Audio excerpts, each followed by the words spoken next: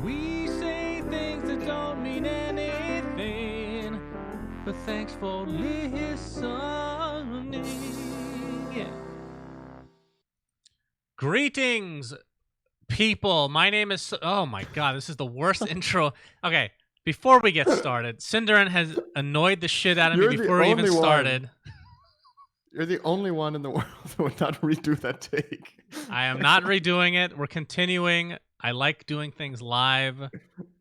I want to show that I can turn any garbage situation like this currently that we're in into a good one. But this is episode 74. You're like a search engine discovering words as you went along. Greetings, people. Greetings, people. I think it's because I do the same intro every week, and then I switched it up, and it destroyed me. Anyway, this is episode 74 of We Say Things, sponsored by ExpressVPN. Thank you, friends. We'll be talking about them as usual a little bit later. Cinderin, thanks for being late again. I appreciate. I was on time. Okay, that's true. You were on time, but then we started late because of your incompetence. In part because of me, and in part because of you. 99% you. That's just flat out not true. Okay, well, we'll see what the people think that I referred to when I did the intro. Hello, people. Greetings, people. It's like an alien visiting for the first time. Anyway, let's get started with our patron shout-outs. Everybody in the In Bruges tier. I'll start the first half. Thank you to oh, God, I should have had you do this one again. Anemone?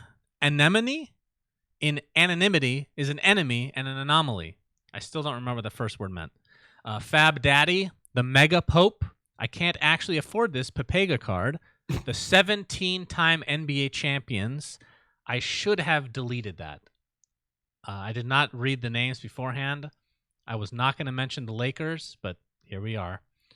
It could be referring to the Boston Celtics, actually. That's what I'm going to look at. T.I. in New Zealand, Zan Xavier, SUNSfan Pudge Omega Lol. On behalf of Ben Hamming, Nate Thicko01 Hamscroats concurs with Ben Broodhead's suggestion of bringing the Bens together to lead. Bacon, no, not that bacon, the other bacon. Jimmy Butler investing his time to master the art of redirecting blood flow to his right ball sack. I don't even know what that means, honestly. I know Cinderin doesn't know who Jimmy Butler is. Lick, Shark TM, and Hoey988. Thank you. All right, I'll do the second half, which is, I don't know if it's less or more weird. Probably less overall than the one you just had. All right, so we got freshly seasoned goat balls. Change will happen. Comrade Dimitri Valdisov. The Ben Jackson and Ben Broomhead Alliance. Novi Panda. Dop. Sex is cool. But have you ever tried Pieshivo Choshinkove? I didn't look that up. Hopefully it's not offensive. Probably not. If not, if it is, I'm sure ExpressVPN are on board. Fang _ Okay. Ben Broomhead's getting tired of all of this Ben versus Ben violence and thinks the Ben should band together to lead the Patrons United. Wow. Pitch Black, Wooden Aftertaste, Done Talk, Dyslexic Lawyer, Anonymous, and Ronnie Keel. Is it just me, or has this list been growing a bit lately? I feel like we're starting to get a really big lot of names in here, which is awesome. That's good news. Yeah, it's doing great. We appreciate the support. Thank you guys very much for your In Bruges tier support. And if you want to support, dear listener or viewer, or however you get, there's no other options. Check out patreon.com/WeSayThings, where you can see the incentives, and you can chip in as little as, I believe it's $2 a month to contribute a bit to the show if you would like. That's right. Yep. First thing I want to talk about, Cinderin, is timestamps for YouTube. Oh. A lot of people probably watched the last episode of me complaining about timestamps not working, and then it worked. Thank you to, I believe it was Velasti in my Discord, for instructing me how to fix it. It was a very easy fix that YouTube themselves entirely could not figure out unsurprising that it was easy and you didn't do it. For weeks. Well, okay, so the issue was that I had the time of the podcast, which was 10:30 CET or whatever it is, right? So the colon, for whatever reason, just throws off all the timestamp stuff from working. But the issue is I had gone back in a previous episode and deleted everything except the timestamps, and it did not work. But I think it was because of a caching issue. So I just assumed it was not any of that stuff. So I think, again, YouTube did not know the problem to their own issue. But it's fixed. So thank you very much. I should have complained weeks ago. So I think from now on, whenever I want to complain about something, Cinderin, I'm going to do it right away and not wait any longer. Okay?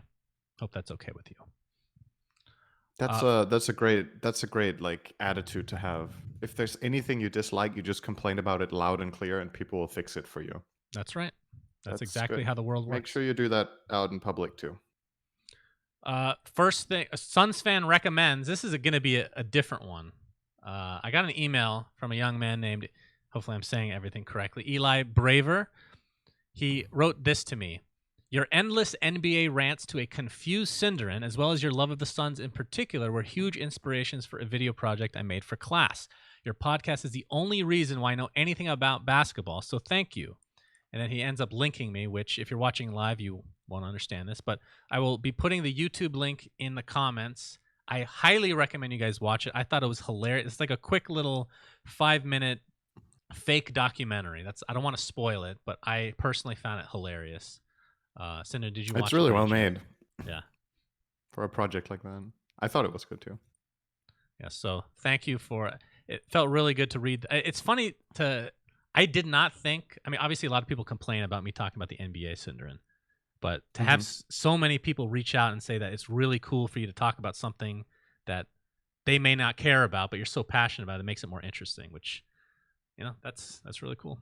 So thank you. I wish I was passionate about anything, but that stopped 10 years ago. You're a robot. We understand that, but that's why we love you. Yeah. I mean, I'm just there. I mean, that's not untrue. But yeah, we're not talking about the Lakers. So, first thing first, Cinderin, Dota 2, TI 10 has and the Battle Pass has ended. We are at 40 million. We barely made it to 40 million. Many people thought that it was not going to happen, myself included. Actually, I can't even remember what I predicted, but I think you predicted 37 or something. Or maybe that was me. I can't remember anymore. But either way, we got our 10 levels, Cinder, which is the exact amount I needed to unlock the Pudge persona. Oh. I just left it up to fate. I left it up to fate for that one, which, it's a little bit better if than fate wants me to have a squeaky toy running around in the game, then I will have it. Are you going to use it, though? I used it today for the first time, and I'm unsure if I want to continue. It's not that bad. It's pretty good. I'm not using issue, it. Again, I tried it one game. Yeah, I'm guessing you're the same way where you just have so many cool Pudge items already that you can't equip now. Yeah. Right? So, yeah, it is kind of sad. On top of that, one of the Immortals, one of the Ultra Rares was a Pudge this time, right? So they're kind of like competing internally. Yeah, that's true. And the Ultra Rare is really nice. So, yep. I'm looking forward to items actually coming out that work on any personas. Like right now, they're just bare bones, which is weird. But yeah. So, in addition to the 40 million being reached and the 10 levels, we got our. Okay, this is going to turn into a big rant. I'm debating how ham I want to go on this. I'm just going to read Tell the what community they that they're fucking stupid, Shannon. Do it. I Say did it already. now. I actually tweeted it. Say it again. I literally tweeted. This I can't episode believe. is sponsored by ExpressVPN. The community is fucking stupid. That's true, though. Like it's not in. I should find my tweet. I literally tweeted. I'm like, I did not realize. Yes, that is true. The community is fucking. I did not realize that the community was in fact, this stupid. But today marks the end of the International 10 Battle Pass season. Thank you to everyone who participated. And while this year didn't end with the team hoisting, the Aegis, all of us at Valve hope that you and your families remain healthy, and we look forward to gathering everyone together for TI10. With the close of the season, we are pleased to announce the result of the 2020 Arcana vote. This year, the community cast millions of votes of two of the purplest heroes in Dota 2 in a Dota 2 pool, Faceless Void and Spectre, with a split of 27.4 million votes to 24.9 million. This year's Arcana winner is Spectre. They didn't write that part. That's my addition. The team. How do you spell that? How would you write that? The team will set out to design an Arcana befitting Mercurial, the Spectre, channeling her dark energy into forms heretofore unimagined. How will she haunt her quarry? In what manner can her refraction erode her enemies? When taking aim with her spectral dagger, what deadly color will she glow? Yes, purple, obviously, but what shade of purple? See, that I feel like was a bit of shade towards the community, Cinder. We'll investigate in a moment. Sit tight, lavender lovers, plum puffs, plum buffs. What is a plum buff? I have no idea. Plum puffs makes more sense. And violet voters. With time, all or maybe some of these questions will be answered. Cinderin. Yeah. Spectre fucking sucks for cosmetics. Why would the didn't you community read do the this? last 2 lines? Because we're going to talk about that as the next topic, Okay. obviously. Well, okay. Speak to me about Spectre. Do you think it was shade that they threw when they wrote that one line? Oh. I think it is. Throwing shade at the community for the not following color guidelines anymore? Or No, not that. About what they just expect them highlighting to shade even do. that they're throwing shade. Okay, let me put this in perspective. We've talked about this before, and I don't even know if any of these people even work at Valve anymore. But remember when they used to have the voice voting for TI, changing the voice lines? Spectre won one year, right? I believe probably it was TI4 because that's when the last time I even visited the Valve offices. And I talked to a Valve employee, and they're like, we have no idea what the community wants. Like, we have no idea why they voted for this. We don't know what we even need to change for it. Like, there's only so much you can do with Spectre. And I think the same thing applies to an Arcana because it's not a persona. This is the thing that I need to make clear. If it's a persona, you can change anything, pretty much. You can put her on a fucking horse, for God's sake. And yeah, that would be awesome. That is not going to happen with an Arcana. What are you going to change? Haunt?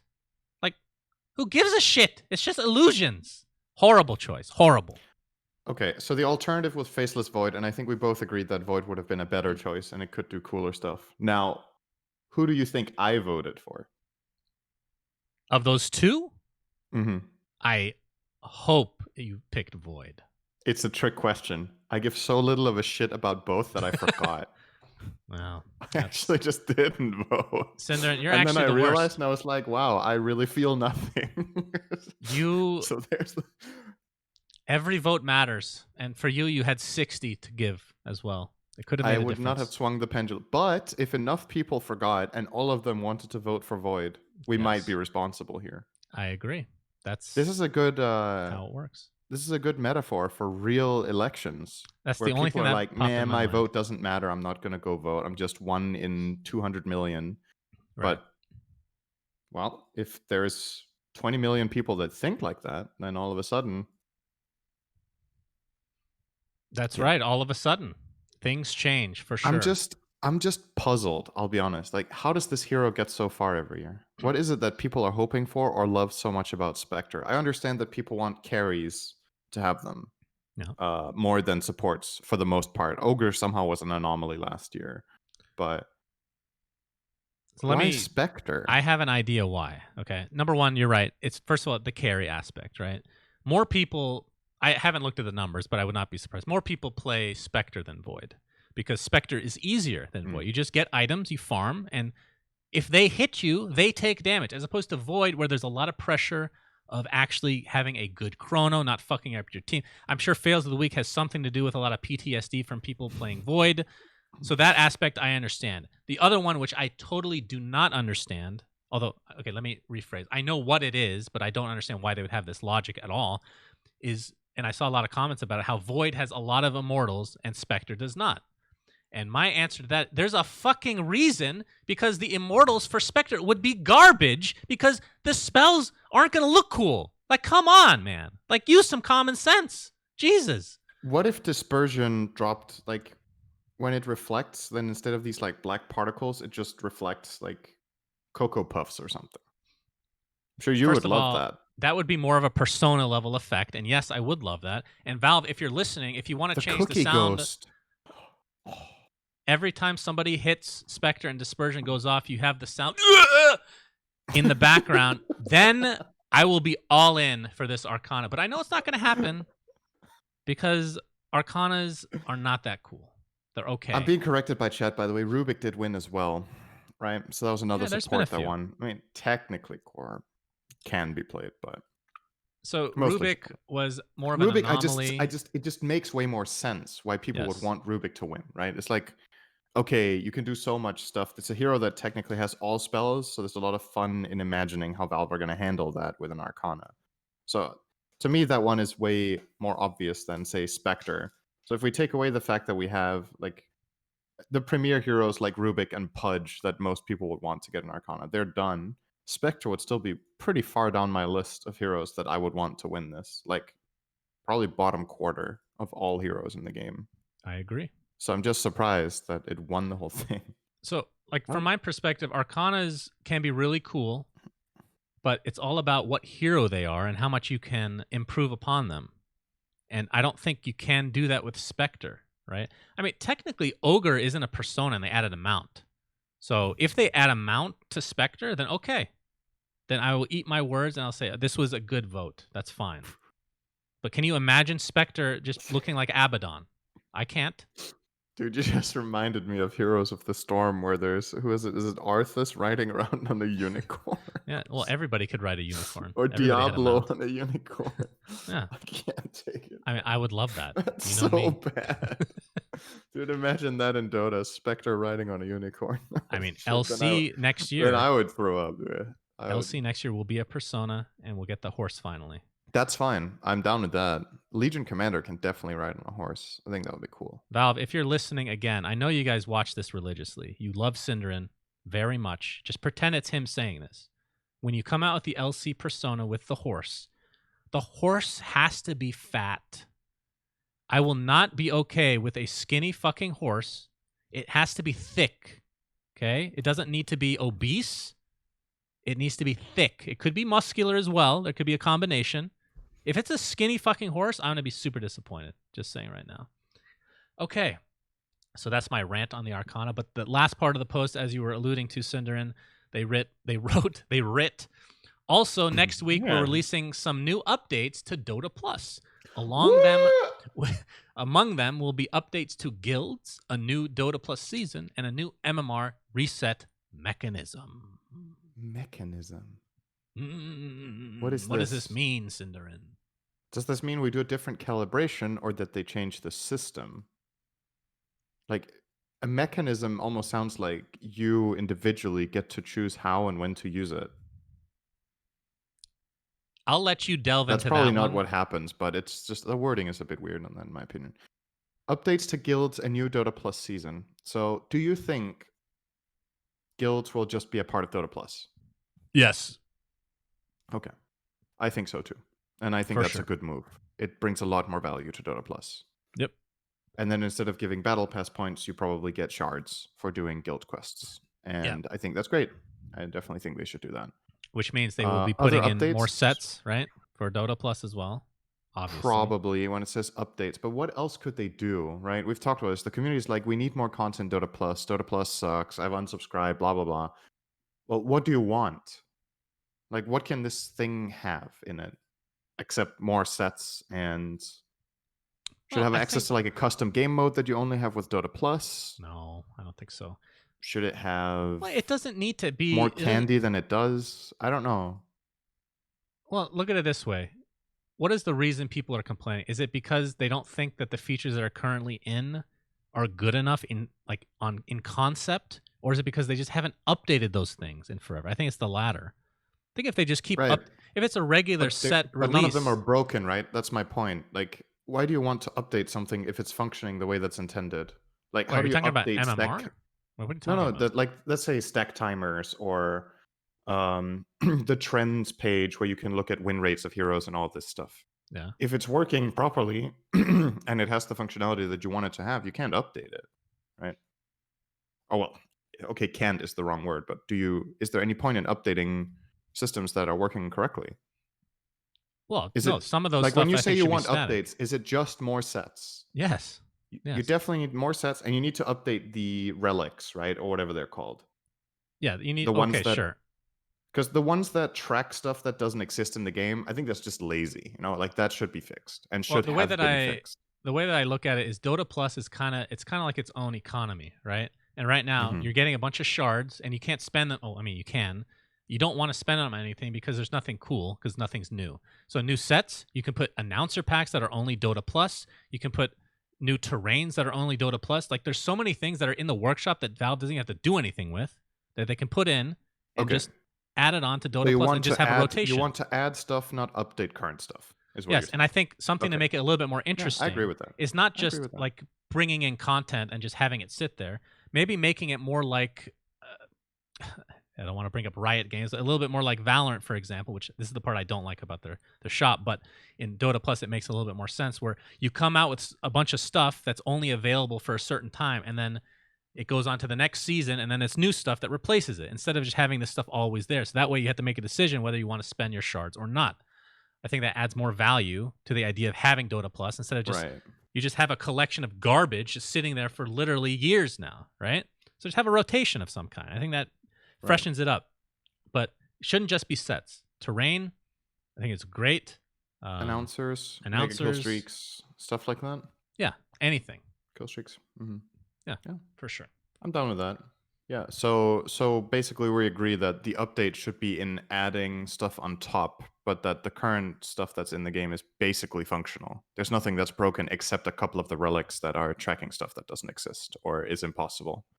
Yeah, It's not people like are it's bringing broken. up. They're bringing up weather effects as well. Oh yeah. I think the they put in problem, weather. like, what other weather effects can he put in? I think I was actually looking at that like a year ago. I'm like, what else can they do? Like, Blizzard. to make shit up. Like, you can make the snow, make it more pronounced. I don't know. I feel like they've come up with pretty much everything at this stage. But raining lava, is that a thing? They have like ash. It's close enough. Raining lava. Classic weather.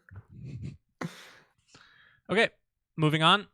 A couple different news topics about tournaments, which is really cool. Valve will be helping a couple South American tournaments with prize pools of $45,000. They're going to be occurring. When was the actual date? I forgot to write that one down. I guess I actually have no idea what the date is, but 2 South American tournaments will be in part sponsored, if you will, by, I mean, I don't know if you want to call it sponsored, but Valve will be funded, pitching in partially. I don't think it even specifies how much they're giving, but either way, really, really good to see. And then we'll kind of couple this in with the Summit, Dota Summit 13 being announced. Yep. Which is also partially funded by Valve. They're going to be doing an EU CIS division, SEA division, and an NA SA division, a total prize pool of $250,000, Cinder. And this is between October 21st and November 8th. Has it been damn, my throat is being annoying. Has it been announced which what the split is of prize money? It hasn't, right? I know what it is, but I don't know if it's been announced. Okay. So I don't know if I should say anything. No, that's fine. I'm not 100% sure, but I mean, it's not rocket science that EU CIS probably gets the biggest one, right? But then between NA, SA, and SEA, it's don't know. Not sure what you would value more in that event. No comments, Cinder. Thanks for joining us. Yeah, I'm just saying for EU CIS that, you know, the trend lately has been that the EU prize pools are just way bigger. Yeah. And I'm imagining that will continue, but I don't like the gravity that it's been bigger by. Like, we've had these tournaments where EU has had a prize pool of $250,000 and then NA has played for like 30K or 40K or something. And I get that the region is way less competitive, but you're not exactly fostering more competitive investment for people if there's very few tournaments and they're playing for very little compared to investing a bit more into it. Or let's say instead of having one tournament with 40K, then you have 2 tournaments with 40K each or something like that. Like, if you don't want to make it just one event and one team or 2 or 3 teams, whatever, take the cake there, it'd be nice to see a little bit more coming into that region, I think. NA needs it right now. Oh, yeah. All the orgs have backed out, basically, because there's not much going on. So kind of need to pull NA up again. Yes, NA needs a lot of help, no doubt about it. So yeah, we're going to look forward to those tournaments. Now, my question to you, since this is kind of this, we can just piggyback off of that news. So Valve is supporting these tournaments. What do you think? And this is pure conjecture. I have no clue what any requirements, if any. What do you think the requirements should be? Are they just literally giving money, or is there? I don't know if the right word is a catch. Is there something that needs to be done Um, to earn I that? think I don't know. so.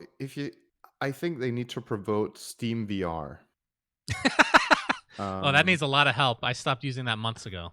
Holy shit! What a waste of money. yeah, Hmm. they need to promote Steam VR and the Index, That's a tough and sell, then Valve Cinderin. will, yeah, then Valve will So what you're saying sponsor it. is the Midas I mode don't know. I Roshan think VR is going to get into the if game. I'm Valve in this position, I think the main thing that you're looking out for is authenticity, basically. Like if you are putting money into, because you've had these really bad experiences in the past, right? With was it GSC Thailand or whatever, where Well, not just both GESC tournaments. yeah, there's been two events, or maybe even 3 or 4 by now in total.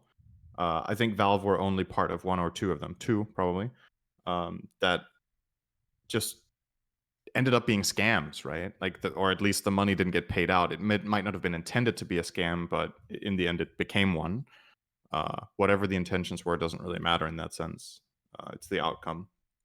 Yeah. I think Valve will try very much to protect themselves against that. So working with either reputable organizations or people that they've worked with in the past where it worked, right? So for example, for this is BTS. And BTS seems like a pretty safe bet when it comes to authenticity for tournaments, right? Like they're not going to pull some shit. So I think that's what they're looking for. If they feel like it's a trustworthy tournament and maybe the organizer pitches to Valve and they're like, this is the prize pool, this is how we want to run the tournament, these are the teams we want to try to get. And then Valve is like, yes, no. That's my guess. That's how it works. So it's when a government bails out companies. Is this like the bailout for Dota? Almost like no strings attached. You just get some money and it helps promote the game a little bit more. I can kind of see it, but yeah, I don't know if the perspective is comparable. I guess when the government bails out companies, it's also because of the perspective that it will bring back in turn over time to the country again. So it's kind of like an investment, if you will. Yeah, if that's the way you think about it, then that's pretty accurate, I think. I think that's how Valve should be thinking about it. Breathe some life into the game. I agree. Competitively, and it will bring a return long term. That's how it should work. Next thing is also tournament related. This one came out of nowhere. I don't even know what to think. So the Saudi Federation for Electronic and Intellectual Sports will be running a $500,000 tournament. I believe it's, 2 million reals, which is equivalent to $500,000, between the months of October 9th and December 31st. This is out of so I've obviously have some history with Saudi Arabia, having grown up there and whatnot. So I always have like this, I don't know if affinity is the right word, but I root on people that are of Middle Eastern descent when they're playing Dota because it's such a small minority, right? Right. So like Nigma is basically a collective of a bunch of Middle Eastern people.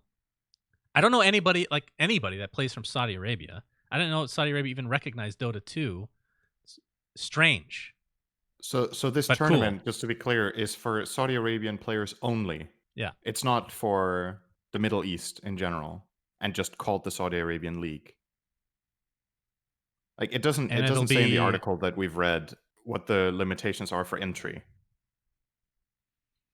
But it does. I believe the $500,000 is professional teams of Saudi Arabia region. Yeah. What's the Saudi Arabia region? Isn't it Saudi Arabia or the Middle Eastern region? Maybe it's just bad writing. I don't know. So it could mean a multiple. I think if it's Middle Eastern, they would have said Middle Eastern. But if it's Saudi Arabian, it could mean like some of the countries like around, like like Yemen or like Dubai, for example, is probably the most popular esport area in that region. Okay. But I believe the $500,000 is split between Dota and 2 other games that they haven't announced yet. But either way, that's a shit ton of money. FIFA, I think, is one of them, actually. But really out of nowhere, and very interesting. I'm going to keep my eye on this one for sure. So it says 8 best professional teams of Saudi Arabia region will be competing in the first tournament of the event. So I'm guessing that's Dota. And those 8 teams of Saudi Arabia, who are they? What are the 8 best teams in Saudi Arabia in Dota? If you I need didn't 5 Saudi know. Arabian players, there's not. Yeah. I mean, it's definitely not a top tier tournament by any means, but is it even tier 3 No, there's in no. terms of like player quality? I know. I'm trying to think about. There's some pub players that might be Saudi Arabian that are actually high immortal, but I'm not sure if they are. Um, yeah, I don't think so though. It really doesn't sound familiar. So, Yeah, well, you'd know better than me. But I've never heard of even one team being Saudi Arabian before. So, question is if these professional teams of Saudi Arabia are allowed to take players from the other regions. That's what I'm looking at here because I know quite a few players from the Middle East that are very high MMR. So if it wasn't Saudi only, you could see some familiar faces in this tournament, like, for example, Aframush or Mage, or of course some of the players from Nigma if they got into this. yeah. But considering Nigma haven't announced anything about it, we're going to assume they're not playing it either because they didn't choose to or because they weren't allowed to. I want to say the country that's produced the But most players that I've consistently heard of is Jordan. Would you agree with that from the Middle East? the most Which, players you've heard about, yeah, which doesn't that's mean anything. China. But no, of the Middle East. Oh, yeah, for sure. Like That's Jordan is Jordan. a hotspot for every, and that's not that far Yeah. from Saudi Arabia. So, yeah. So who have you heard of from Jordan? I mean, I can't. Miracle is one. Yeah. Who's the other guy? It might just be Yapzor? 2 people, honestly. Yeah, Yapzor, and maybe there's a Miracle third Yapzor. actually. But even 3 would be more than any other Middle Eastern region. Because what is GH is Lebanon, it? I think. It's Lebanese, and then Yeah. Weha is a mix Romanian. between Syrian and Romanian. I consider him Syrian, but I know he doesn't. Oh. Because I actually didn't know that. I Romanian. thought he was just flat out I mean, the from first time I Romania. talked with him, I knew he was Middle Eastern right away. Oh, okay. Just based on his accent.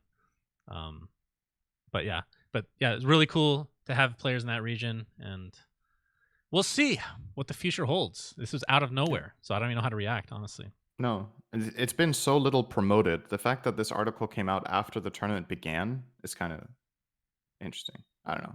That's true. I forgot it was even October right now. Jesus. Yeah, the term is Yeah. already ongoing in some capacity, but we just don't know the structure of anything Okay. about it. But good stuff still.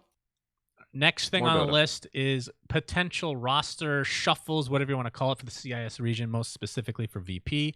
I believe that this is a new team, not related to VP, but it will be taking some players from VP, as there are screenshots, which this is what I don't understand. How are there screenshots of a conversation between ROTK and what's this guy's name? Roman, the old CEO for VP.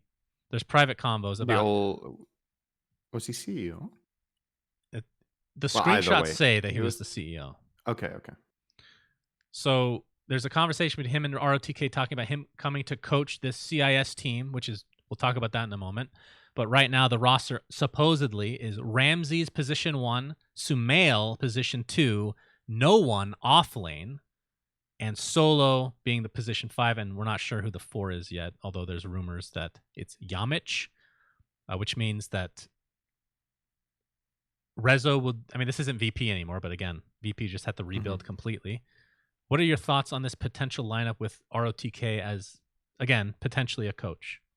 I think a lot of people.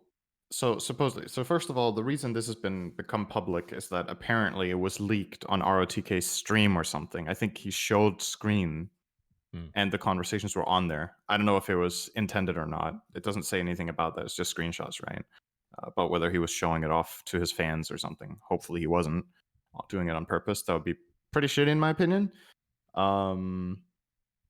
The position 4, Yamich, which I think a lot of people haven't really heard about, I think he has been or is rank 1 on the European leaderboard, playing almost exclusively position 4, I believe. So very talented player. And he has played in some other CIS teams.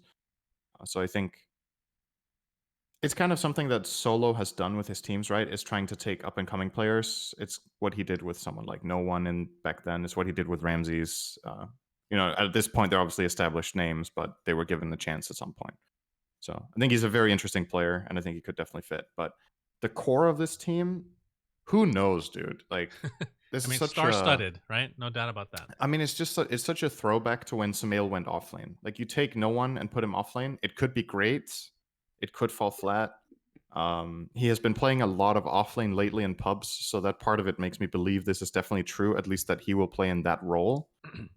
Whether this will be the final team, question mark. Ramses has been playing a lot of carry lately instead of offlane, so those two things definitely line up with what I'm seeing in terms of roles. But outside of that, no idea, man. No idea. And Sumail as a fit in this team, who knows? Like, it's so. I think a lot of people will be like, this is never going to work, right? They're like, these people are. It's too many personalities that are going to clash. It'll never work. And then sometimes it just does, and sometimes it just doesn't. They're definitely not lacking talent. Let's put it that way. They have There's really, a lot of really skilled ego. players. This team would 100% need a life coach. I think that goes without saying. They need Is that somebody. ROTK? I don't know. Like, I don't know that much about ROTK. Like, the last I checked, his English was not great, and But I'm how good is his assuming Russian? probably worse. I mean, maybe I'm wrong about that. I mean, Sumail certainly doesn't speak Russian, so this makes me think that they will be speaking English. But ROTK brings a shit ton of experience, so you never know how that's going to work. I like the idea of just giving it a shot, because there's plenty of money in the CIS region, so why not throw some money around to see what clicks. And I think the thing that we kind of brushed over, this we assume will be a completely new organization, so that could, if it is successful, rival the VPs. I mean, obviously VP is enormous as a brand, but they're going to be going up against them and Na'Vi, who have not been successful in Dota recently. And by recently, I mean pretty much since TI3. But yeah, it's very interesting to say the least. It's one of those things. It looks clickbaity, but I would watch their games. There's a good chance of it being real, at least based on the roles. And I think some people will probably have concerns about this team with communication. Like, are they good enough at English? My experience with these players is that they speak good enough English to be playing in an English-speaking team. All three of them, Ramses, No One, and Solo, can definitely communicate in English on a level that's required to play Pro Dota. So if they weren't, they wouldn't be getting Sumail, right? If that is happening. Right. It just doesn't make any sense. But it's a change of pace for sure. Like, who knows? Even if you can communicate in the language, it might make it slower or less efficient, or you're going to feel less comfortable in the games compared to what you usually do in your pro games. Because I think, correct me if I'm wrong, No One and Solo have never played in non-CIS teams in their entire careers. Yeah. I think they've always spoken Russian in Pro Dota. So I don't want to harp on the language barrier, because I actually disagree. I think the language barrier is way bigger than you're giving it credit for, because we didn't really get to see Ramses play that much for EG because of COVID, right? It kind of just broke apart. So we don't, not to say he can't speak English, but you have to understand, in a team environment, when you're playing intense games, having to think about what you're saying, and translating in your head, which most people that are not super fluent in another language would have to do, is a detriment. And to have your coach be the same thing, and even not even the same language that they're translating from than anybody else on the team, would be a struggle, I would think, as well. Here's the 5-head play. You get RTK as coach, and then you get a translator for the coach. So you're going to have a translator for the coach. You're going to have a life coach for all the egos. I mean, what could go wrong, I like it. Do you think that there's any way this is not going to be in the CIS region? Could they go if you could go anywhere, where would you want to go with this team? Let's say you have your choice of the pick. Would you go to South America? Honestly, what region would you choose? Where would you go? I mean, especially under current conditions, you want to play in Europe. That's where the money is. Okay. If you're a serious top contender that thinks, I mean, these players play to win, right? They don't play for third place or for winning in worse regions. They want to play against the best. They should play in Europe for sure. But they don't have to play out of Russia necessarily. Like, the org could be a Western European one, for example, or they could have none. Who knows? But so the way that the conversations read, they specifically talked about how they weren't going to be really playing together for a few months at least. With ROTK saying he wasn't interested in doing anything for the next 2-3 months.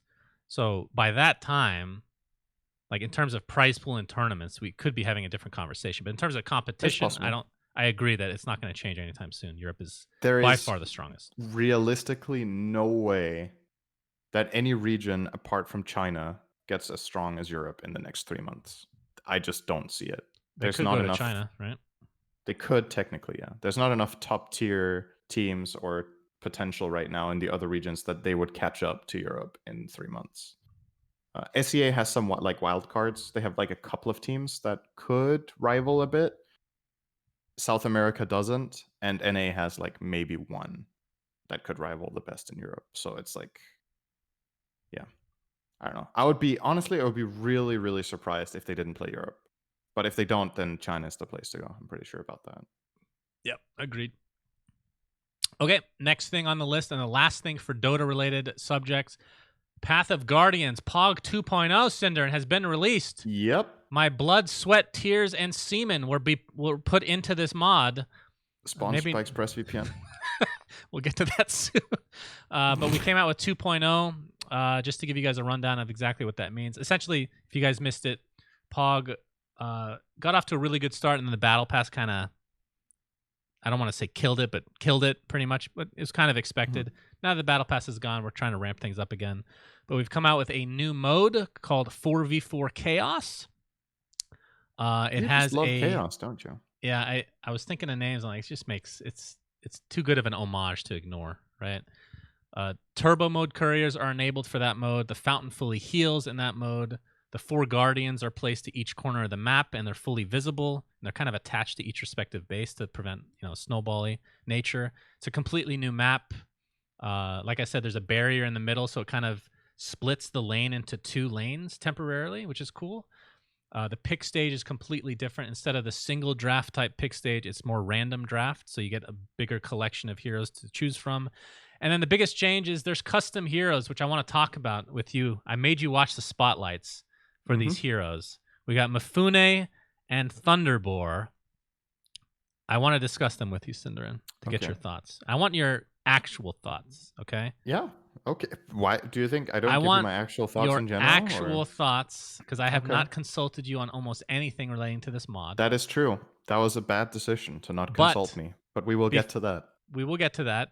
I will say, as we continue to put new heroes in the game, Cinder, the very next hero is the one that you, me, and Slacks will voice.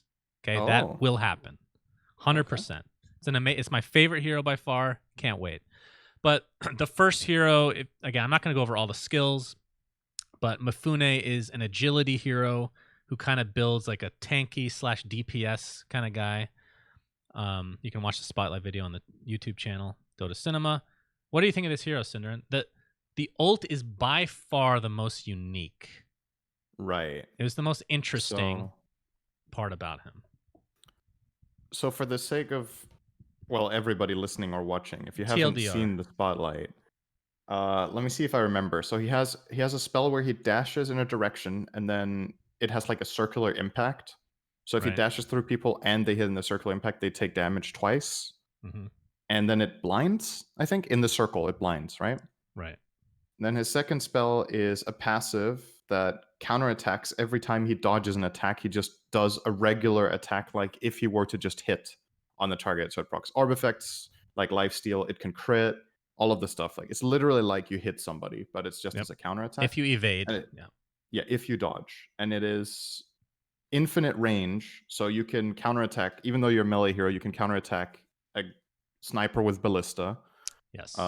Because that makes sense in your head when you make heroes. Well, at that point, sniper would have an MKB, so I would say it's actually trash. And you can activate it for increased evasion on a cooldown. The third skill is a very low cooldown ability that kind of works like Echo Saber, where you activate it and then it deals bonus damage and does a mini slow, 100% for 0.6 seconds. Very good. Very good. And finally, his ulti. All of this is off memory, by the way. I hope you're proud of me. I am very proud. I'm shocked, actually. Finally, his ultimate is really complex. So to make it simple, he spawns 4 swords of different color on the ground, and they have health like plague wards, or no, like cogs is probably better. They take X hits to break. And each of the 4 swords has different abilities, and every time a sword is destroyed, the other ones are empowered, and it like scales up. So if there's 1 sword left, that sword is way, way, way stronger than if all 4 are up. And the forest swords have, one has damage, one has a mini stun, one has a slow, and one has... You're almost there. The red one. You got this. Shit, what does it do? Oh, you got this. Wasn't the red one the one that just deals... No, the green one deals damage. What does So I'll give you a clue. The green one deals physical damage. Yeah. What does the red one do? Does the red one deal magical damage? No. Physical. Oh, what was it the red one did? I don't remember. Minus armor. Minus armor. That's true. Okay, so those are his skills. And when he has Aghanim, he can choose to sacrifice one of his swords. So he can destroy one, and then all of the other swords get extra health. So he transmits 3 health to the other swords. The swords have 2 health by default, right? Or was it 3? 2. They have 2. So each sword can only get hit twice before it breaks. And when he uses sacrifice, which is Aghanims, the other swords among each other get plus 3 health in total. So if there's 3 swords left when he breaks one, they each get 1 health. I cannot believe that you remember this. I'm literally shocked. Sword left. If there's 1 sword left, so he sacrifices the one of the 2 remaining. This last sword has 5 health instead of 2. Correct. Very good. So here is why you should have consulted me. Please give it to me. This ulti is fucking broken. You think so, huh? There is no way. Okay, so it's lineup dependent, right? It's like saying Supernova is fucking broken when the enemy team has 4 techies without attack speed, right? Right. I think specific heroes are good at solving this, but a lot of heroes, the ulti sounds pretty bonkers. I'll be honest. It's the fact that it's definitely the strongest aspect of him, I will say. The fact that you get to choose how, like, what you want in the moment. This is something that's really powerful in Dota that I don't know how much we haven't really talked about this in the podcast, I think, but having spells that are multifaceted for a higher skill is always going to be really powerful, right? When you give the player the choice of what he wants in the moment. You have spells that are like linear, let's say, like Lina stun. It's a stun on the ground that deals damage. Then you have spells like Oracle's first spell, which can be used offensively as a purge and a root, or defensively as a purge. And his second spell, which is a disarm, but also a magic immunity. Like, spells like those are really powerful because it gives the player agency over what they want in the moment, right?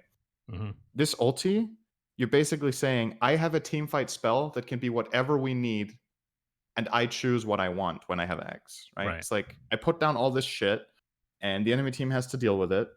And this is the kind of fight where our lineup is really good with physical damage, so I'm going to make this red sword strong. Or they're super mobility dependent, so I will just make it a slow instead, etc., etc. Like, you don't have full agency, obviously, because you can't sacrifice 3 swords.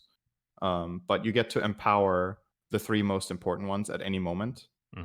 And what I didn't mention, by the way, they start with 400 radius, and then they grow by 100 per second up to 950, I think it was. Damn, you have good memory. Holy shit. That's incredible. So it's like 950 AoE is gargantuan. So you kind of have to either get out of these swords or break them. Those are your 2 options. Right. I guess a hard counter to the hero is Centaur. You just stampede and run away. Something. Or just BKB. True. I didn't really think too much about BKB. Medusa and Snapfire are the hardest counters, though, by far. Medusa split shot just destroys. It works? Yeah, it works. Oh, I thought they were wards. So, again, so keep All right, this in mind. That's really different. That changes my perspective quite a lot. I thought they were wards, like cogs, so you can't split shot and shit. No, you can split shot. Okay. Then it's not as broken. So, but it's probably still pretty broken. So the idea behind any of these custom heroes is we want them to be strong, specifically in this mode. Otherwise, there's no point in putting them in, right? Right. Yeah. And this ult particularly was so weird when we thought of it. Like, this is, I think, maybe one of the most unique things that if this was put into Dota, it would be one of the most unique mechanics in the entire game, in my opinion. For sure. Very interesting. I like the idea. I love the concept. I love the concept of the spells and what the hero does. The whole idea of you, like, exactly what you said, having agency over what, like, changing it for each time based on how the fight is going is the reason that I like it so much. Having said that, the numbers obviously could be tweaked. Right now, what win percentage with, it's not the hugest sample size, 200 games played about, what win percentage do you think Mifune has right now? 45. Correct. Very good, Cinderin. Why? Wait, was that actually on the number? It's like 44 point something that rounds up to 45. Very good. Yeah. Usually when a new hero comes out that has options like that, people don't play it too well. Yeah. I mean, I could also just be completely wrong, right? Because I haven't tried it, so I don't know. Like, it's just my gut feel after hearing about it that it sounds crazy. But there's plenty of stuff like that where it sounds crazy and then it isn't. And there's plenty of stuff where you're like, is that really that good? And then the hero's just broken in Dota. So Right. you never really know. But I think the concept is super fun. And I really like his animations. Like Hoff made I those. like Yeah, Hoff is a god. I like the 46% win I rate. really Sorry. like the dash. I think it looks super cool. Thank you, Cinder. Okay. Second hero, Cinderin, which I had a conversation with Brax literally, I feel like 3 years ago about this hero because we were just thinking of concepts. And he's like, you were what both hero having a from... good drink. Right. We were thinking, what hero from Han would you like to port over if you could to Dota? And he's like, I would love to see Zephyr. Amazing hero. I'm like, okay, let's think of a concept that doesn't just take blindly all the skills. Let's, like, again, all these heroes that we're going to be bringing in that are inspired from Han, there might be a couple skills that are almost exactly the same, but the idea is we want them to feel the same, but to still have some unique aspect to them that isn't just copy pasting. So tell me about Thunderbore, Cinderin. Okay, this one I remember way less vividly, which is interesting because it was the second one I watched of the two. Okay, so you lost interest by that point. Got it. So yeah, basically, I was like, okay, I've had these 4 swords, I'm out. Yeah.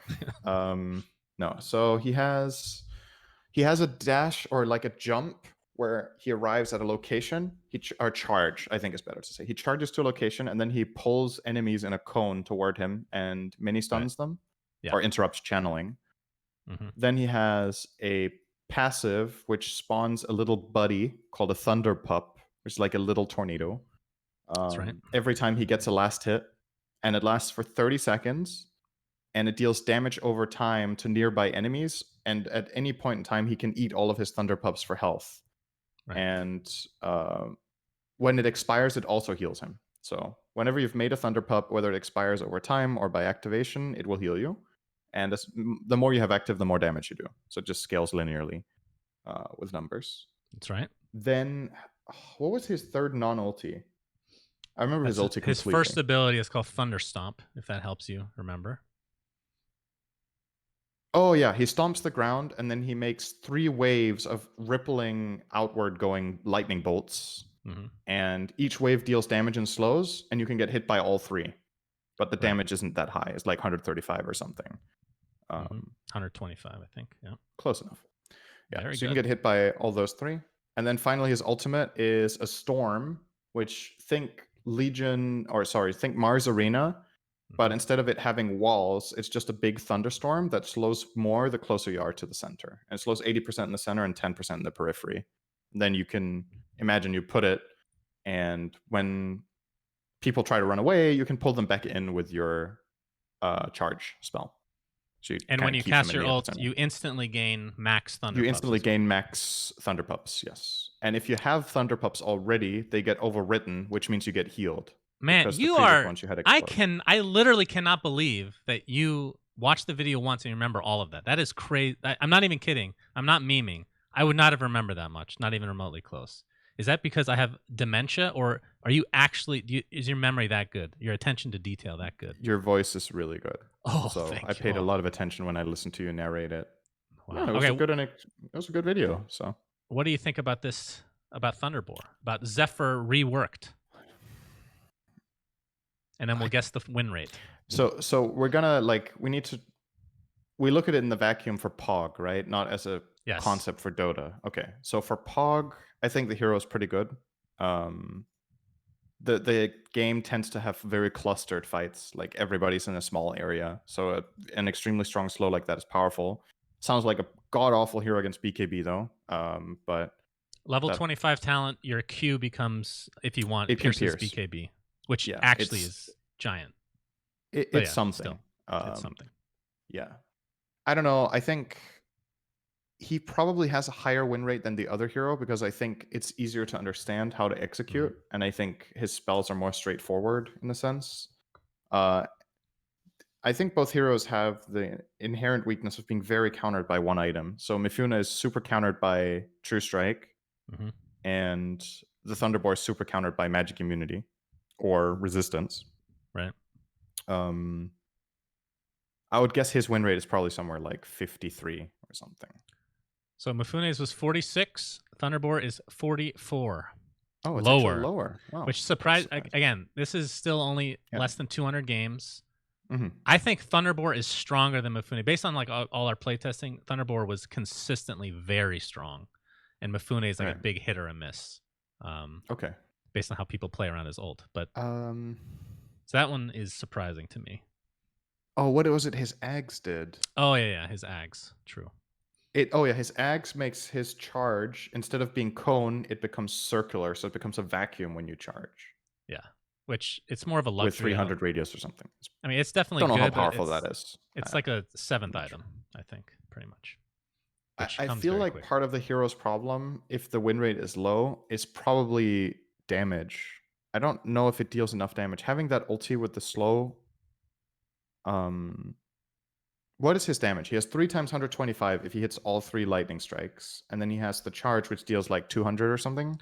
Well, so the way that the Q works, pups, right? It has individual rings. So yeah, in the let's just assume the first ring, you can actually get hit by 2 of those technically if you're on the periphery. Does that make sense? Mm-hmm. So you can get hit by 2, 2, 2 technically if you're. So you can get hit by 6 if it's like in theory, insane. But it's very. Okay, it's like that doesn't happen. Yeah, there's like individual shadow raises almost. Right. Okay. Yeah. But yeah, those are the fun 2 new concept heroes. though. Once again, I like the concept. I like the design. I like the voice acting. That's stupid. So the lore. And the lore. Zeus fucked a boar, and then he left it because it was a boar. And now the sun has grown up and is angry at Zeus. Here's the thing. Before we move on, guys, I need to give some background about this, okay? So Mifune was, again, like the lore, everything. Basically, the whole thing was created by Hoff, who's an artist in the Dota 2 community. He's done a lot of stuff for us in the past for like Midas Mode and stuff like that. He created, like, I could literally open it right now. There's a document of the lore and background. It's like super in depth. He made the voice lines that we got a professional actor, which is one of his friends, to do the voice acting. It's like this long ass document of his lore. And I looked at it. I'm like, this is too intimidating to try for Thunderbore. Let's just have Zeus have sex with the boar, and that's the sun is Thunderbore. That's it. And he hates Zeus. That's it. It's good enough for me. I can't compete with Hoff, you know. So that's how it came to be. You definitely didn't try, at least. I did not try. That's true. Okay. So with that, we have to give thanks, of course, to our amazing sponsor, ExpressVPN, because this episode is sponsored by them, as they have done a couple episodes in the past as well. ExpressVPN lets you access the internet as if you're in another country. That's the way that VPNs work. So if you're in China, for example, or just another country where literally anything is blocked, it could be just a show that's only available in certain areas. Getting a VPN for that reason makes a lot of sense to people. Like, I bring this up every time, but when I was in China 3 different times, everything is blocked. So ExpressVPN allows me to use Twitter and just use basic Google function. Like, if it's that hardcore, you can still get around it, which is awesome. And I know a lot of people within the esports scene use ExpressVPN. A lot of people have also started using, or not started, have been using, or have started using lately, I guess, VPNs as a way of protecting your online privacy. True. So obviously that's a big part of it too. Like the appeal, I think the appeal for most people probably is bypassing country limitations, like you said, but also just for privacy reasons. If you have any interest in hiding your IP or hiding your location, using a VPN is a great way to do that. So yeah, that's another functionality that you definitely want to consider with a VPN. Yep. So if you guys are interested in trying ExpressVPN for free, go to our special link at expressvpn.com/we-say-things, where you can get an extra 3 months for free. So thank you again, ExpressVPN. Without the likes of you and our in Bruges tier and all our patrons, we wouldn't be able to do this every single. We've been very consistent, and I'm out of anybody, I'm more proud and shocked at you showing up to talk with me, Cinder. Thank you so much. Why am I the unreliable? Because you're a piece of garbage. Anyway, next thing on the list, sponsored by ExpressVPN. So Valorant news, Cinderin. You say yep as if you've even played it with me yet, which I've still been begging you. You have not asked me for 2 weeks. I have the game. Well, we're not awake. I'll play right now. let's turn off the podcast and play right now. It'll happen. It's a walk my dog. So the new season is about. I don't think it's a new. Let me refresh my memory here. So there are episodes and there are acts. Okay, one episode lasts for 6 months. An act is 2 months. So there's 3 acts within an episode. Okay, that's their terminology or whatever. So each act, aka every 2 months, there's supposed to be a new hero, agent, added to the game. Every 6 months, so every season, there's a new map. The problem is people have been complaining that there's only 4 maps, which is really awkward when you get to like these best of 5 grand finals and you don't have a 5th map, right? So they have to give. This is another complaint I've had about some of their tournaments is they give like upper bracket advantage, like the game advantage, which I hate. I hate that so much. But they have to because there's only 4 maps. So they've rushed it. There's a new map called Icebox coming out tomorrow, aka today actually, for Act 3, which I won't really talk about since I don't know that much about it. I've only seen a couple videos. But there's a new hero, which has been delayed a couple weeks now because of the map, named Sky. So I want to talk about the abilities, Cinderin, and I want your feedback of what you think. Okay. Dude, okay, can I just say before you start that I like how you're just browsing the internet, not even listening to my amazing news on Valorant. No, it's so funny to me how when there's hero designs coming out in Valorant or Agent, whatever the fuck they're called. Yeah. You ask me my opinion. I've never played the game. It doesn't. I have That's what makes it good. idea. I have no idea what's broken, what a good concept is. All I know is you have guns and spells, and you're like, "Is this hero good?" And I don't fucking know. That's what makes it entertaining. Nice. Okay, that's what makes it entertaining. It looks nice. So let me explain this to you. Okay, know, dude. Yeah, it sounds the broken, TLDR. Man. It's called Sky. It has a horse. No, she does not have a horse. She's Australian. First of all, I have to give kudos to Valve. The voice acting in Valorant is some of the worst I've ever heard. It's so bad. Like there's the last hero named Killjoy. I think she's supposed to be German, and there is no fucking way that she sounds German. It's like Swedish or something. It's horrible. And this Australian accent Dota, is comparing by far the to Dota and voice acting is really hard though. It has maybe the best voice acting I've ever heard in a game. It is so fucking good. I agree. There's not a single hero in that game that has bad voice acting except Kid Invoker. Man, you really hate that fucking kid. I need to find his Twitter and just tag you. You have to say that. Yeah. It's just like we've talked about before with Kid Invoker, just to clarify. It's not bad. It's just not as good as the rest. And that makes it stand out to me because the rest is so incredible. And I think the Kid Invoker voice acting is all right. You know. Okay. So, all right. So anyway, Sky is a new agent under the, I believe it's the Initiator class. I don't know what they call it. Those classes mean almost nothing unless it's a duelist or a sentinel. But anyway, so her first ability, Cinderin, you can buy one of them. Okay, it's a heal, which I'm not a big lover of healing other people in FPS games. Still, I'm okay with. I'm okay with healing yourself, but healing other people, I'm just a selfish person inherently. I don't like the idea of that in an FPS game. But her heal is a very large AoE. You activate it, and you have a certain amount that you can use, and you can stop using it for a time being and then use more. But it heals everybody in this large radius except for yourself. So it's actually the opposite of what I would have wanted. What do you think of that ability? What do you think of healing teammates in a very large area? Yes, and shooters. I don't know. Okay, next skill. Next skill is, I forget the name. It's a trailblazer. I don't know if it's a wolf. I forget what animal it is. But essentially, you become this wolf temporarily, Cinderin, and you run to the direction that you want. You have very limited vision. And so essentially, you're getting some information with, going around corners or whatever. And then if you activate it again, the wolf jumps, and if it hits somebody, it dazes them, which means if they're scoped, they get unscoped, and their rate of fire decreases and their vision kind of decreases a little bit. They get slowed by 50% and they get dismounted, right? Is that actually what happens? Dismounted? No, that's what happens when you get dazed in WoW. Oh, okay. Well, same concept. Sorry, I thought we were talking about games the other person didn't care about. So I just that's true. I regret putting this in the podcast. I'm sorry. The third ability is an owl. Wait, it's a hawk, actually. You control this hawk, and you can kind of control the movements for a short period of time. And you activate it again and it flashes. So another flash agent is in the game.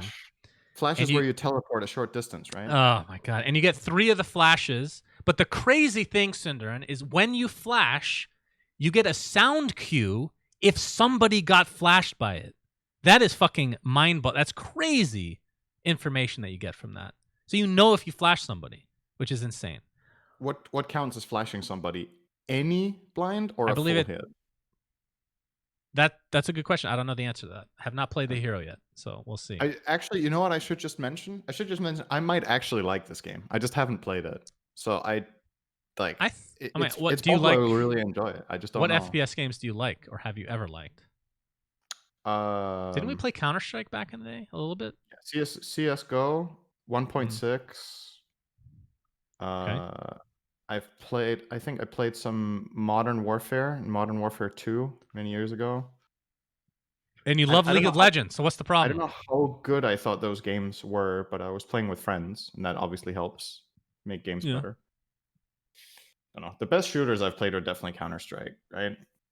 So, Yeah. and you said it's kind of similar to Counter-Strike, but then with magic. So, I mean, It's I might love it. Who extremely knows?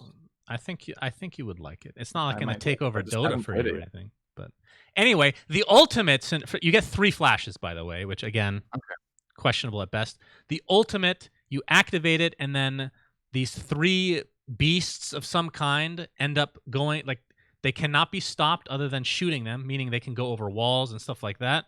They basically go and find the nearest enemy. And I can't remember if they do damage. No, I think if they hit them, they get blinded, kind of like a nearsighted blind. So the ultimate is kind of like really good for vision and whatnot. When you said nearsighted, I thought when they get blinded, like they can't. You got to It's put like if I glasses on took out them. my contacts. I mean, it's not dissimilar. Things are only sharp close to you, and then far away they're. I mean, that's actually how it blurry. works. If somebody's close to you while you're nearsight blinded, you still see them. So, Yeah, but there's different everything kind of else is blinds. blinded, right? It's not like. You know what I mean? Yeah, it's not It's blurry. It's invisible. blinded. It's not blurry. Yeah. Okay. Yeah. Okay. That was like a cool concept for a spell, though. What is? That sounds To like fun. to make everything unfocused. Everybody wears strong glasses in the enemy teams. They can't see anything except at a specific distance. I feel like they're gonna run out of ideas, so that could end up being something on this. Anyway, the hero is probably not something I would love to play, but it's an interesting concept at the very least. I think her ult is really cool. I don't like the fact that they have 2 agents in the game that have 3 flashes each. I don't know why they're doing that, but we'll see. We'll see how she is. And Cinder will not see because he refuses to play with me. That is actually not the case. You're lying once again. That's the 3rd time this podcast. Sponsored by ExpressVPN. So next thing on the list. Speaking of lying, you can now get a Razer Visa card. So you can lie to yourself about that being cool. Okay, go on. That is the next topic. Razer has made a Visa card for gamers that has an LED, a green LED. What? Why? What? Brand identity. If people like Razer and they like it, then they can get a card with it on. I guess. So this is something I think that gaming peripherals maybe haven't, or the gaming companies maybe haven't tried enough compared to other companies, is instead of just being the product, being more of a lifestyle, right? I'm not saying that Razer should just branch out and make everything from shavers to shirts to computer parts Toasters, to whatever. toaster. Yeah, exactly. But this idea that I think brands could pull more value and more revenue in from trying to become like I don't know what I can compare this to. That would be a really good comparison, but I'm sure you know what I mean when I say that, right? Like that. Yeah, you branch out, of course. Yeah, but you're selling the idea that you're a Razer gamer, not that you're a gamer that uses Razer gear. Know what I mean? I'm not sure I'm explaining it well. No, I think you get it. No, I understand the concept. Obviously, and a lot of these companies will do like merch, right? They will do merch. They will do shirts. But for example, I think some organizations in gaming have done a way better job than others in activating their merch. So, for example, making clothing that feels like everyday wear instead of just a sports jersey, right? So, Mm. for example, one that just pops to mind for me is 100 Thieves, who have put a Clothing lot of line. effort, I think, uh, into making clothing that is something you would just wear when you go out, go somewhere, Mm. everyday life. Whereas, a lot of other clothing that, at least historically, we've had in esports look like sports jerseys that you would wear when you go to watch the game of your favorite football team or something like that. Um, I think Liquid has stepped it up a bit as well, just to give some examples about that. So my point is, okay, that was a bit of a sidetrack. My point is, I Yes. think that's what Razer are trying here, is to make something that's more, Okay. everyday use. I'm a Razer player and I use Razer stuff. So I don't know if I like it, but I that's get what they're okay. trying. Here's the thing. I understand the idea of branching out and all that stuff, and I don't like from a Razor's perspective. There's no reason not to do this. Like, isn't this just a Yeah, I don't net think they have benefit? much to lose. Like, I don't see what the downside is. From a consumer, I find it very weird for if I were to have a Razer credit card. It's just I don't know what it is. It's just weird. But Yeah, having said that, but that's when I fine. Then it's just not for you, right? And it's right, not for me that's either. fine. I don't want one either, but I can totally appreciate the effort and the idea. I think it's creative, and I brought that's up good. toaster cinder, and did you know they're actually making a Razer toaster? I think that's cool. Are they? I think it I didn't know. started I thought it was a joke. it started as Uh, a joke. I can't remember when they're actually doing it, but they're apparently actually doing it now after the joke. So I think that's really cool. Especially considering like our toaster sucks. I could use a new toaster. So So I send it guess, over. okay, I guess what we should add, by the way, sorry about the toaster stuff, but I think we need to do the card maybe a little bit more justice, because it's not just Razer making a card, right? It's not just there's a card with the Razer logo on and that's it. Um, they're making a payment app too called Razer Pay. Mm. So they're trying to get into the payment market, basically. And they're working together with Visa on this card.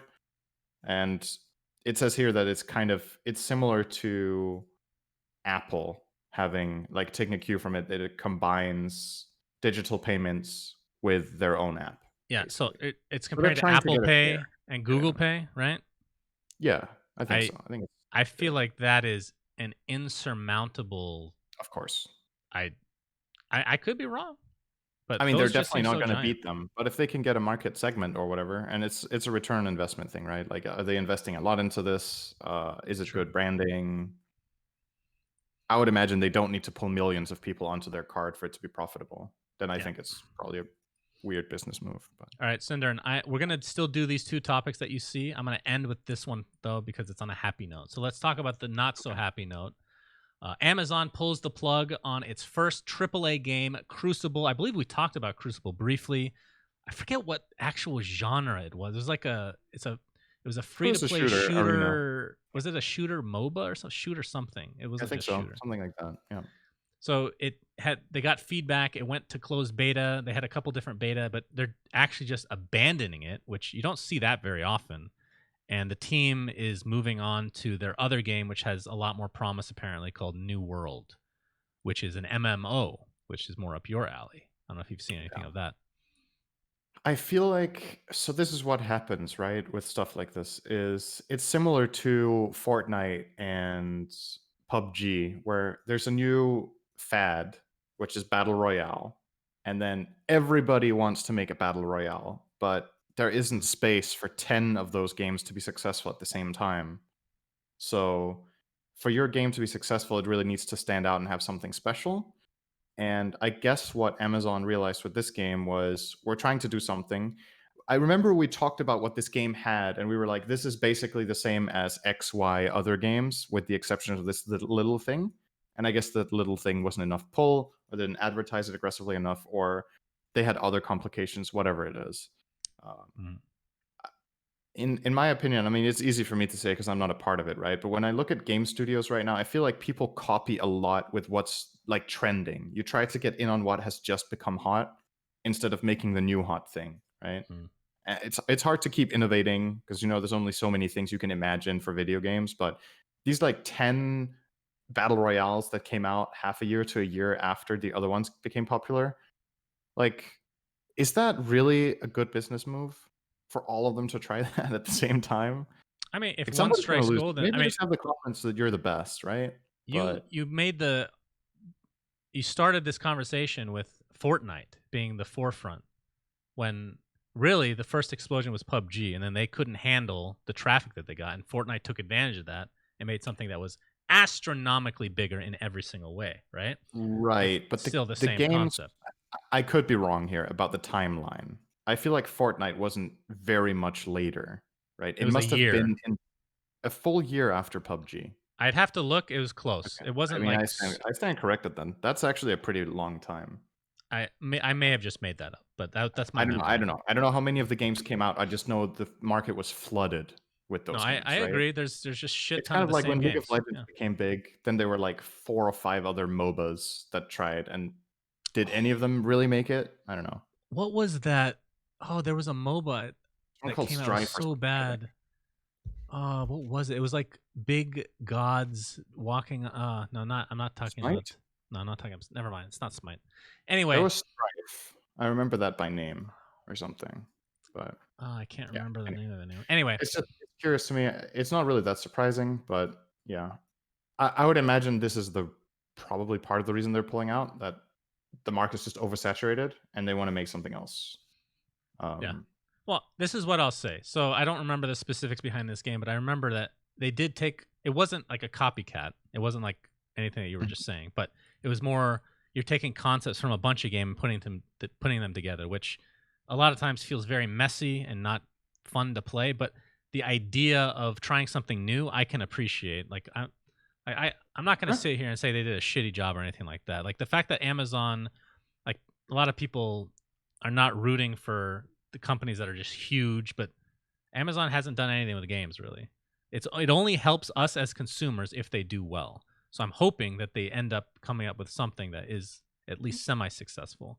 But the reason I brought this up is because not only all that stuff I just said, but also the fact that they abandoned it relatively quick. Like it hadn't even been fully released at any point. You don't see Mhm. that very often. Like a playable version that a bunch of people have played publicly is abandoned just so suddenly, Right. it seems. So maybe there's more information that we're not privy to or whatever. Probably, yeah. But either way, a lot of those devs will go to the New World game, which is something that we'll Yep. talk about when that comes out. So, all right. And then in happy news, Cinder, the final thing of the day before we get to the Patreon mailbag question, Super Nintendo World will be opening its doors in Japan next spring. What the fuck? How is this the first time I've heard of? I'm not a big Nintendo person, okay? Nikki's obsessed with Switch, but I did grow up with Nintendo, Super Nintendo, and they have this photo which I thought was literally in game, but apparently it's a real photo in the real life of what like the store would look like. It literally just looks like you're in a Nintendo game. This sounds awesome. There's going to be a Mario. So October 16th, which is in 3 days of this recording, they will come out with Mario Cafe and Store, which is kind of like a preview of what's to come. And then who knows what the entire Super Nintendo world will look like. But that sounds fucking cool. Holy So, shit. I don't know, do you know like, was there anything released about what is it a theme park? Or is it is it supposed to have rides, or is it like an exploration thing, you know what I mean? Yeah, I Like, is it have, based on the article that I read, there was not any detailed information other than okay. spring of 2021 is when the entire Super Mario or Super Nintendo world will come out, whatever that means. But just the idea of having rides, I think it needs to have rides. Like you can't call something Super Nintendo World and not have rides. I don't think they'll have something. I mean, it could have a lot of, like, let's say I don't know if you'd qualify if that qualifies as a ride. When I say ride, I mean like roller coasters and stuff, right? But Yeah. technically, you could have something like this where you walk around and explore, and then there's like games, not necessarily video games, but like, would you call that a ride? Because in a theme park, you call it a ride if you go to the haunted house, right? Even Yeah, though you're not riding anything, you call that a ride if you're technically. in line for something and it's not food, it's Then it's basically a a ride ride, right? for the But most is part. the haunted house really a ride? That's what I mean. Like, this kind of thing could have like haunted houses or Right. mirror rooms, all this kind of stuff, without having roller coasters. But How do you I have a mean, haunted house for Super Mario or for I keep saying Super Mario for Super there's Nintendo? booze. You can definitely make something if you wanted to. But yeah, I mean, Bowser obviously just super beats cool. the shit out of you at the end, Sounds just like a lot rips of your head off. fun. We should try to follow up on that if there's video footage of it at some point next year. Cinderin, I know Nikki wants to go to Japan more than anything else. When this becomes a thing, I would love to go with you guys. We can go as two couples, you and Susie, me and Nikki, to Super Nintendo World. I'm not even kidding. And then we go to In Bruges, and then you watch In Bruges. The back-to-back vacation, okay? Oh my goodness. How From does that Japan sound? to Bruges.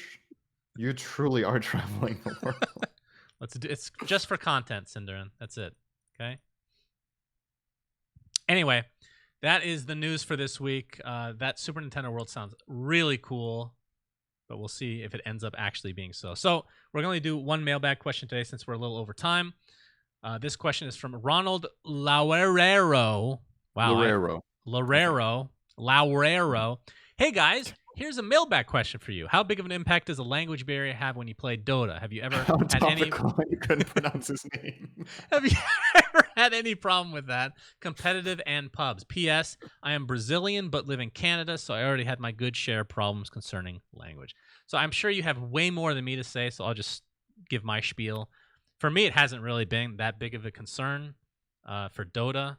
Occasionally, if you get it from I'm playing on West or East. Occasionally, I'll get like South Americans, and they'll be in a group and they'll just do their own thing. I personally don't remember any consistent issues I've ever had. I've heard that EU is a real shit show, but I'll let you enlighten us because I haven't had that big of an issue. I think the best answer I have to this is from my experience of playing in competitive teams. I played with Kazar. I think most people won't really recognize him by name. And Naive, who I think more people will recognize. He's currently playing for Khan, I think. And or I think mainly Naive. I think Naive is probably the better example of somebody his English wasn't the best. He was really willing to learn. He was a great teammate, but his English wasn't so good. And it meant when we were talking about like more strategic stuff, like watching replays or going over plays and what we should do and how we should think about the game, he would get lost a lot on the way. Like he would not understand parts of what we were talking about or lose focus or, struggle to really be a part of the conversation. And that is obviously really, really bad, right? Like it's a shame because I think the guy, by the way, separate story. I think he really wants to improve in English and he wanted to, get better. So he had the right mentality, but you can't just magically improve overnight. That definitely puts a hamper on team improvement if people can't communicate well. It was part of the concern you had with this potential team with Ramsey, Solo, and no one. I think their English is better than Naive's was, based on my own experience. So that's the pro side of it. In pub games, if people don't speak the same language or don't speak it well, it's kind of the same thing, right? It's just the stakes are way lower. You're just playing for MMR, right? But it can be frustrating if people are making calls and other people don't listen or don't understand or don't participate because of language issues. Like I have games where I play, there's a lot of very high MMR players in Europe that are Russian. A lot are Russian and Ukrainian. Just CIS is big in the top board. So I have plenty of games where 3 or 4 of my teammates are Russian and are speaking Russian basically the whole game. And I speak English, and either it gets ignored or they maybe take it to heart but don't really respond much back. Sometimes they do. Then you go by pings. But I can totally relate to that experience of being the one person who doesn't really get it. Because, like, it's easy to lose focus. Like, there's people talking all the time, but you don't know what they're saying. So then you're kind of just playing, and you lose track of what's going on. So definitely, yes, it is a barrier, and it's big. That was just the Dota side of it, right? Then there's the whole social aspect on top of it, where how do you work in a team if people don't talk together very well or very much? That's also something. So, yep. Yep.